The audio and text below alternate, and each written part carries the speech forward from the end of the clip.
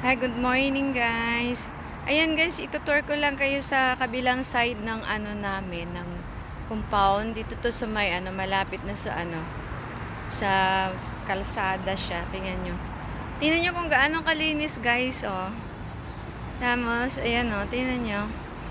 Tapos kasi ano na siya, talaga sobrang green na nitong mga ano, mahaba na. Kahapon sobrang mahaba yung mga yan. Tapos nag-cutting grass pala sila kahapon.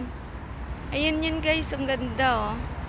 Tingnan kung gaano siya kalinis talaga as in. Tingnan mo mula dito hanggang dun, dun. Dito, ang linis. Oh. Tapos ayan na siya, oh, sobrang linis. Dati kahapon sobrang ano yan. Maano yung ano, green kasi mahaba na yung ano, Carabao grass ba tawag niyan?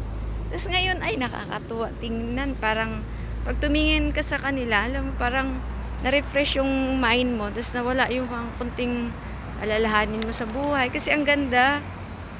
Tingnan nyo, ganyan oh. Yung mga ganda oh. Gaano siya kaganda.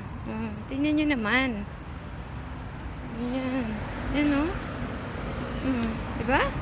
Ay, nako. Ay, hindi na maganda kasi may dalawang tao na naglalakad. Ayan na. Okay. Bye guys.